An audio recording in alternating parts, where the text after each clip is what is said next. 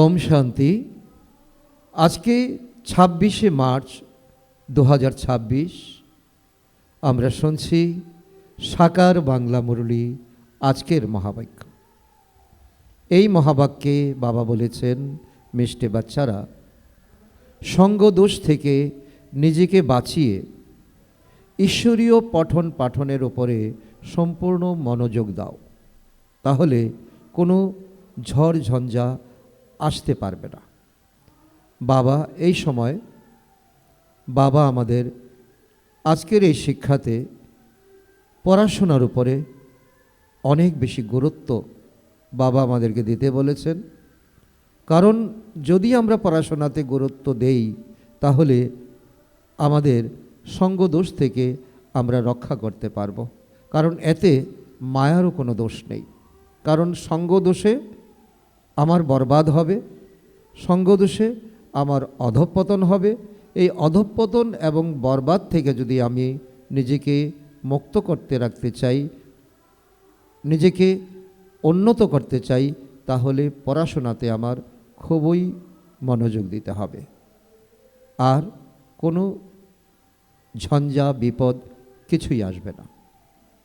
আজকের মুরলী থেকে প্রশ্ন, কোন একটি বিষয়কে খেয়াল রাখলে তোমাদের জীবন তরি পার হয়ে যাবে? উত্তর, বাবা যথা আজ্ঞা। এইভাবে সর্বদা বাবার হুকুম অনুযায়ী চলতে থাকলে তোমাদের জীবন তরি পার হয়ে যাবে। হুকুম অনুযায়ী যারা চলে তারা মায়ার প্রহার থেকে রক্ষা পায়, বুদ্ধির তালা খুলে যেতে থাকে, অপার খুশিতে থাকে। কোনোভাবেই কোনো উল্টো কর্ম তার দ্বারা হয় না। তো বাবা আমাদের সেই বিষয়ে আমাদেরকে খেয়াল দিতে বলছে যে, অর্থাৎ জীবন তরি পার হওয়ার যে বিষয়টা, সেই বিষয়টার উপর আমাদের গুরুত্ব। অর্থাৎ বাবা যে শ্রীমত দিচ্ছেন, বাবা আমাদের যথা আজ্ঞা দিচ্ছেন, সেই আজ্ঞা আমাদের শিরোধার্য করে আমাদের চলতে হবে। তবেই আমরা মায়ার থেকে রক্ষা পাব, বুদ্ধির তালা খুলে যাবে, আর খুশি খুশিতে আমাদের ব্রাহ্মণ জীবন অতিক্রান্ত হয়ে যাবে। আর কোনো উল্টো কর্ম আমাদের দ্বারা হবে না। আজকের মুরলী থেকে গীত, তোমায় পেয়ে মোরা পুরো দুনিয়াকে পেয়ে গেছি, পৃথিবী তো বটেই, আকাশও আমাদের হাতের মুঠোয়। ওম শান্তি। মিষ্টি সকল সেন্টারের বাচ্চারা গীত শুনেছ। সবাই জানে যে অসীম জগতের বাবার থেকে পুনরায় আমরা ৫,০০০ বছরের মতোই বিশ্বের বাদশাহী নিচ্ছি। কল্প কল্প আমরা নিয়ে এসেছি, বাদশাহী নিয়েছি, আবার হারিয়েছি। বাচ্চারা জানে যে এখন আমরা বেহদের বাবার কোলে এসেছি বা ওনার বাচ্চা হয়েছি, অর্থাৎ বাবা আমাদেরকে দত্তক নিয়েছেন মায়া রাবণের থেকে আমাদেরকে মুক্ত করার জন্য।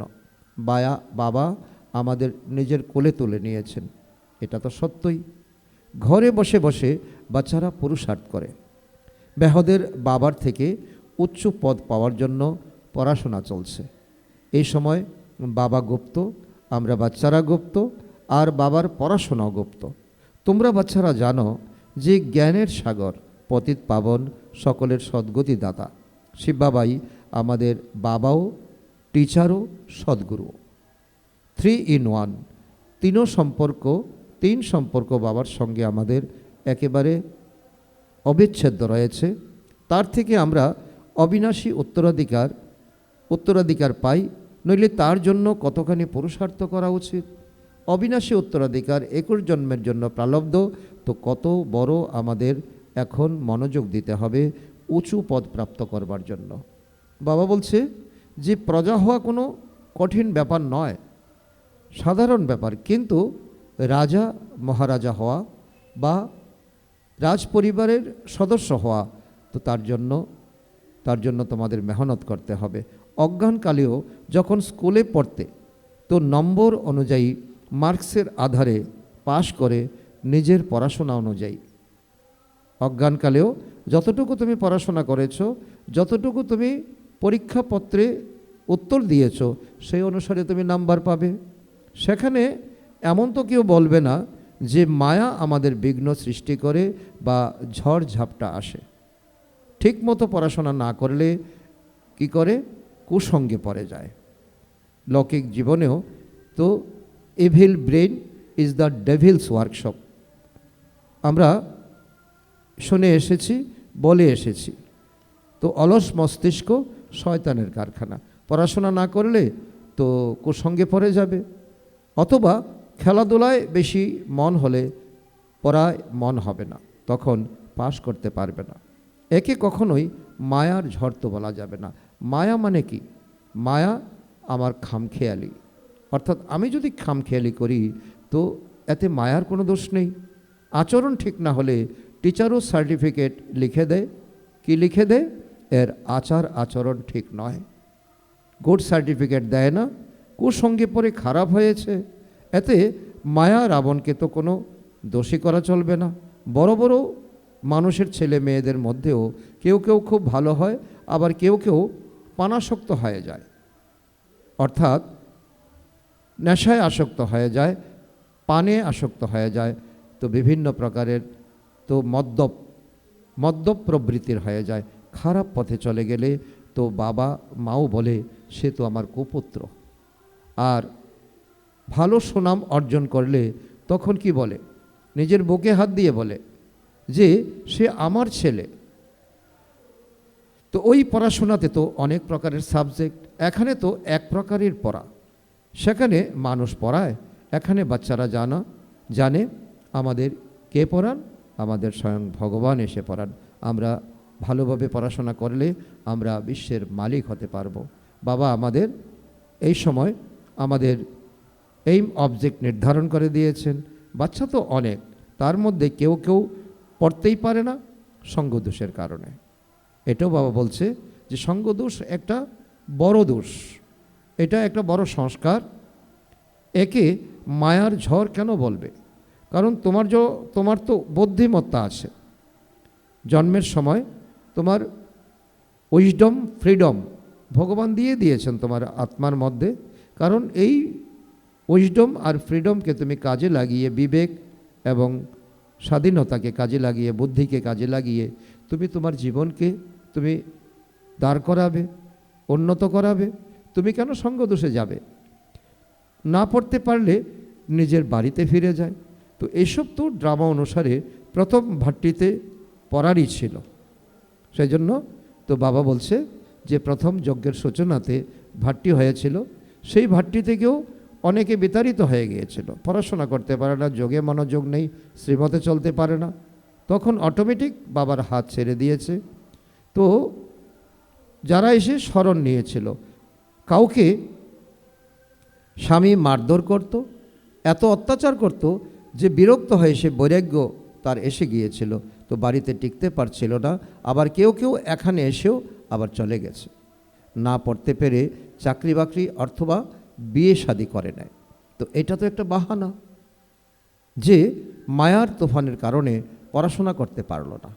এটা কোনো, বাবা বলছে এটা কোনো কথাই হতে পারে না। মায়াকে দোষারোপ করে তুমি তোমার জীবনকে নষ্ট করেছ, তো সেটা মায়ার কোনো দোষ নেই, দোষ তো তোমারই। তুমি বুঝতে পারো না যে সঙ্গদোষের কারণে আমার এই হাল হয়েছে, আর আমার মধ্যে বিকার বড় প্রবলভাবে বৃদ্ধি পেয়েছে। তো এই কথা কেন বলো যে মায়ার ঝড় কাবু করে দিয়েছে? এ তো নিজের উপরেই নির্ভর করছে। আমি মায়ার দিকে যাব, বিকারের দিকে যাব কি যাব না? বাবা, টিচার, সদ্গুরু থেকে যে শিক্ষা প্রাপ্ত হয় তার উপরেই চলতে হবে। যদি না চলে তবে নিশ্চয়ই খারাপ সঙ্গ আছে, বা কামের নেশা আছে, বা দেহ অভিমানের নেশা আছে। সেন্টারের সবাই জানে যে আমি অসীম জগতের বাবার থেকে বিশ্বের রাজপদ প্রাপ্ত করার জন্য পড়ছি। নিশ্চয় না থাকলে তো বসবেই বা কেন? কারণ বাবা বলে এখানে সবাই আসবে না পড়াশোনা করতে, তারাই আসবে যাদের নিশ্চয় বুদ্ধি থাকবে আর যাদের লক্ষ্য থাকবে যে আমি এখন 21 জন্মের উত্তরাধিকার গ্রহণ করতে এখন ভগবানের ঘরে এসেছি। আরও তো অনেক আশ্রম আছে, কিন্তু সেখানে তো কোনো প্রাপ্তি নেই, এইম অবজেক্ট নেই। শুধু ভক্তরা যা করছে তো দেখা দেখি, তো নতুন যে এলো সেও করতে থাকলো। তো সেসব হলো ছোট ছোট মঠ পন্থ বা তারা শাখা প্রশাখা। বৃক্ষের বৃদ্ধি তো হবেই। এখানে তো এইসব একটারের সাথে তো একটার সাথে আরেকটা সংযুক্ত। যে আত্মা এই মিষ্টি দৈবী বৃক্ষের হবে তো সে বেরিয়ে আসবে, সে থাকবেই না। যেমন সাপুরিয়া যখন বিন বাজাবে তখন মাটির নিচে যদি সাপ থাকে সে বেরিয়ে আসবে। সবথেকে মিষ্টি কে হবে? যে সত্যযুগের মহারাজা মহারানী হবে, সে কোনোভাবেই তার নেশা থাকবে সবথেকে বেশি। এখন তোমরা বুঝে গেছো যে প্রথম নম্বরে যে আসে তাকে অবশ্যই ভালো পড়াশোনা করতে হয়েছে, সেই সূর্যবংশী পরিবারে যাবে। এরকমও আছে গৃহস্থ পরিবারে থেকেও অর্পণময় জীবন ব্যতীত করে। তো বাবা বলছে যে প্রথম নম্বর তো বাবা ডিক্লেয়ার করে দিয়েছেন ব্রহ্মা বাবা এবং মাতেশ্বরী। তাছাড়া বাবা বলছে যারা ভালো নম্বর পাওয়ার উপযুক্ত তারা গৃহস্থ ব্যবহারের থেকেও তারা অর্পণময় জীবনের উদাহরণ দেয়। অনেক সেবা করেছে, সেবা করতে থাকে, পার্থক্য তো আছে, তাই না? হয়তো এখানে থাকে কিন্তু পড়াতে পারে না, তো অন্য সার্ভিসে লেগে যায়, পিছনের দিকে অল্প কিছু পদ পাবে। তো বাবা এটাও বলছে যারা বাবার আজ্ঞা মতো চলে না তারা পিছনের দিকে আসবে এবং সামান্য পদ পাবে, তাতেই তাদের সন্তুষ্ট থাকতে হবে। দেখা যায় বাইরে গৃহস্থ ব্যবহারে থেকেও অনেক তীব্র গতিতে এগিয়ে যাচ্ছে পড়তে আর পড়াতে। সবাই তো গৃহস্থী নয়, কন্যা বা কুমারকে গৃহস্থী বলা যায় না। আর যারা বানপ্রস্থী তারা 60 বছর পর পুনরায় সব কিছু বাচ্চাদেরকে দিয়ে কোনো সাধু সন্তদের সঙ্গ করে আশ্রমে চলে যায়। আজকাল তো সবাই তমপ্রধান হয়ে গেছে, তাই মৃত্যুর সময় পর্যন্ত ব্যবসাপত্র ইত্যাদি ত্যাগ করে না। আগে 60 বছর হয়ে গেলে বানপ্রস্থ অবস্থায় চলে যেত, বেনারসে গিয়ে থাকতো। এটা তো বাচ্চারা বুঝে গেছে যে ফিরে কেউ যেতে পারবে না, সদ্গতি পেতে পারবে না। ভক্তিতে যতই কিছু বিধি নিয়ম আছে, কিন্তু এখন আমরা বাচ্চারা জানি যে শিব বাবা আমাদেরকে শিখিয়েছেন, শিব বাবা আমাদেরকে শিক্ষা দিয়েছেন, বুঝিয়েছেন যে এই বিশ্ব রঙ্গমঞ্চে সকলে অভিনয় করছে, ফিরে কেউ যেতে পারবে না যতক্ষণ সদ্গুরু আমাদেরকে নিয়ে না যাচ্ছেন। বাবাই হলেন মুক্তি, জীবন মুক্তিদাতা। যদিও সবাই জীবন মুক্তি পাবে না, কেউ কেউ মুক্তিতে চলে যাবে। এখন আদি সনাতন দেবী দেবতা ধর্মের স্থাপন হচ্ছে, তারপর যে যতটা পুরুষার্থ করবে সেখানেও কুমারীদের ভালো চান্স আছে, পারলৌকিক বাবার উত্তরাধিকারী হয়ে যায়। বাবা বলছে কুমারীদের কোনো বন্ধন নেই, তারা অনায়াসে তারা বাবার যজ্ঞে তারা সমর্পিত হতে পারে। এই জ্ঞানকে তারা খুব উঁচু লেভেলে রাখতে পারে, নিজের ভাগ্য তৈরি করতে পারে। এখানে তো সব বাচ্চারই বাবার থেকে উত্তরাধিকার নেওয়ার অধিকার রয়েছে। এখানে অর্থাৎ লৌকিক জগতে তো কন্যারা উত্তরাধিকারী হয় না। লৌকিক জগতে তো লৌকিক পিতা কী করে, কন্যা বড় হলে তাকে বিয়ে দিয়ে অন্যের ঘরে প্রেরিত করে দেয়, আর এই সম্পদ ছেলেকে দিয়ে দেয়। ছেলেদের সম্পত্তি পাওয়ার লোভ থাকে। আবার এমনও আছে যারা ভাবে এই তো অধিকারও নেই, ওটাও বা ছাড়ি কেন, তো দুদিকেই পড়াশোনা করে। এরকম নানান ধরনের বাচ্চারা রয়েছে। এখন এটা বোঝে যে যারা ভালোভাবে পড়াশোনা করে তারা উচ্চ পদ প্রাপ্ত করে। বাবা পরিষ্কার বলে দিয়েছেন যে এটাও নেবে সেটাও নেবে, তা হবে না। যদি এই ঈশ্বরীয় পড়াশোনাতে বেশি মনোযোগী হও তাহলে ওই আগামী জীবনে তুমি ভালো পদ প্রাপ্ত করবে, প্রজাতে অনেক বেশি বিত্তশালী হয়ে যাবে। এখানে যারা থেকে যায় সেখানেও তাদের অর্থাৎ প্রাসাদের ভিতরেই থাকতে হয় দাস দাসী রূপে।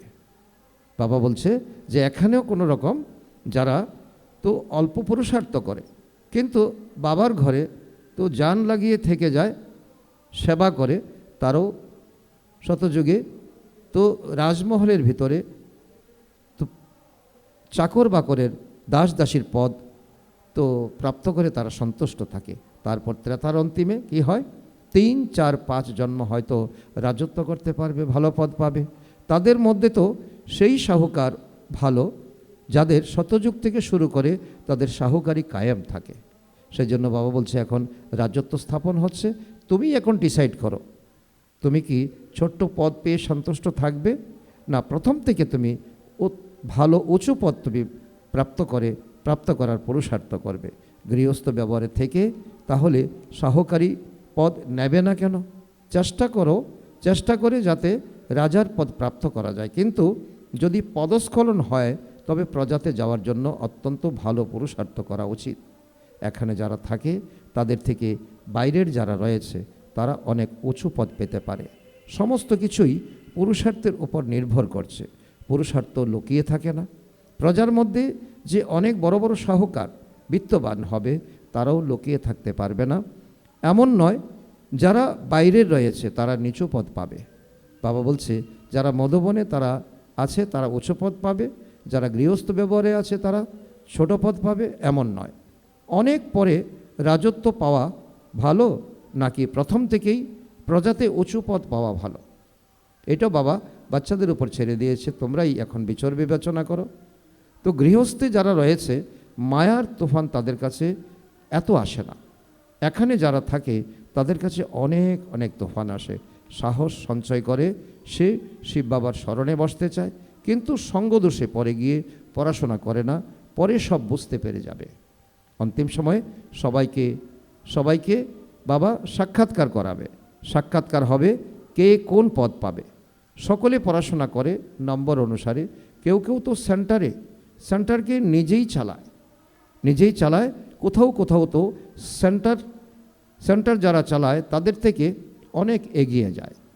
তো বাবা বলছে অনেকে যারা গৃহস্থের মধ্যে থেকেও যারা ইন্টেলেকচুয়াল তারা নিজেদের মধ্যে সেন্টার চালায়। সব কিছুই পুরুষার্থের উপরে। এমন নয় যে মায়ার ঝড় ঝাপটা আসে না, নিজের চলন ঠিক নেই, শ্রীমত অনুসারে চলে না। লোকে কি এমন হয়, টিচার বাবা মা তো বাবার মতে চলে না, কথা শোনে না। তো তোমরা তো এমন বাবার বাচ্চা হয়েছ যার কোনো বাবাই নেই, অর্থাৎ শিব বাবার কোনো পিতা নেই, কোনো শিক্ষক নেই।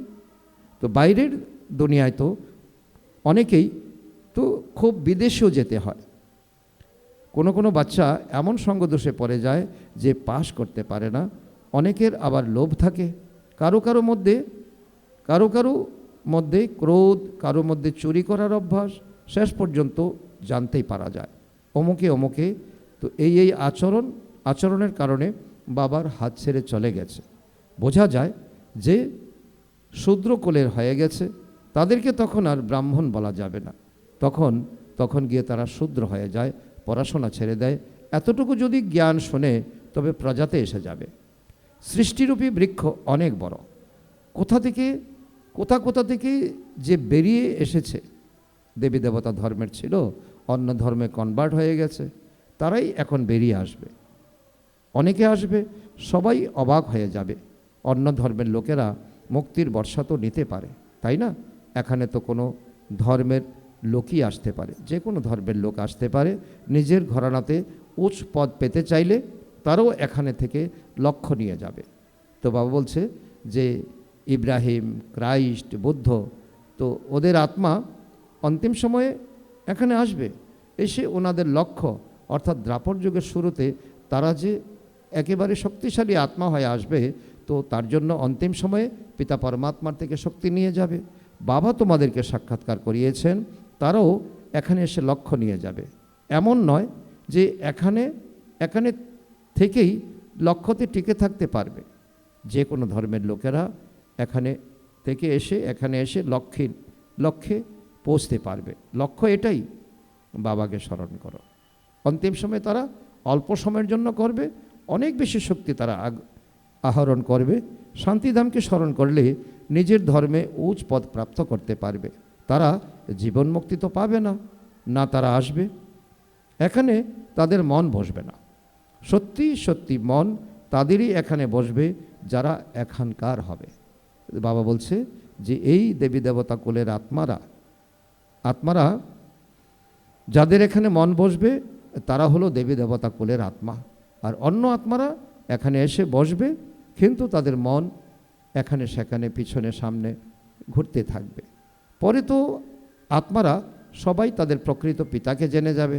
অনেক সেন্টারে এমন অনেক আছে যাদের ঈশ্বরীয় পাঠের প্রতি অ্যাটেনশন নেই। তাতে বুঝতে পারা যায় সে উচ্চ পদ প্রাপ্ত করতে পারবে না। নিশ্চয় যদি থাকে তবে বলবে না যে সময় নেই, কিন্তু ভাগ্য না থাকলে বলবে সময় নেই, অমুক কাজ আছে। তো ভাগ্য থাকলে দিনরাত পুরুষার্থে উঠে পড়ে লেগে থাকবে। চলতে চলতে সঙ্গে পরেও খারাপ হয়ে যায়। তাকে গ্রহের ফেরও বলতে পারো। বৃহস্পতির দশা বদলে গিয়ে মঙ্গলের দশা লেগে যায়, হয়তোবা পরে সেটা উঠে গেল। কারো কারো ক্ষেত্রে বাবা বলেন রাহুর দশা লেগেছে, ভগবানের কথা শোনে না, মনে করে এটা ব্রহ্মা বলছে। বাচ্চারা এটা বুঝতে পারে না যে তিনি যিনি এই ডাইরেকশন দিচ্ছেন, ব্রহ্মা না পিতা পরমাত্মা। দেহ অভিমানের কারণে ভেবে বসে সাকার বাবা বলছেন, ব্রহ্মা বাবা বলছেন। তো দেহি অভিমানী হলে বুঝতে পারে যে শিব বাবা আমাদেরকে যেটা বলছেন সেটা আমাদের করতে হবে। রেসপন্সিবিলিটি শিব বাবার উপরে, অর্থাৎ বাবা সম্পূর্ণ দায়িত্ব নিচ্ছেন। শুধু বাবা বলছেন আমি যেভাবে বলছি সেটা করো। শিব বাবার মতে চলা উচিত, তাই না? দেহ অভিমানে আসার ফলে শিব বাবাকে ভুলে যায়, তখন শিব বাবা রেসপন্সিবল থাকেন না।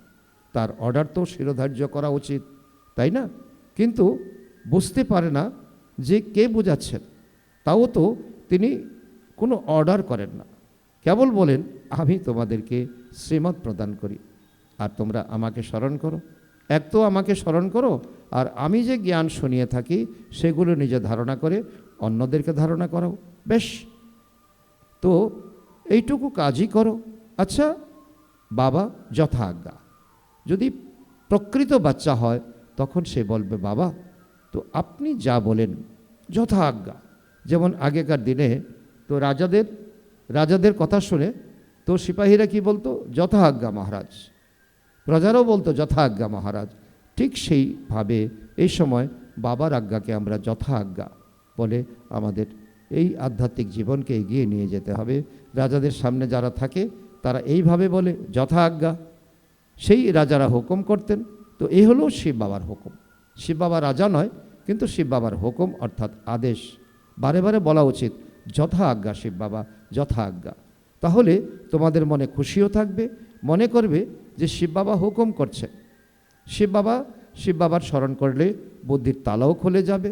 শিব বাবা বলেন এই প্র্যাকটিস হয়ে যাওয়া উচিত, তাহলে তোমাদের তরি পার হয়ে যাবে।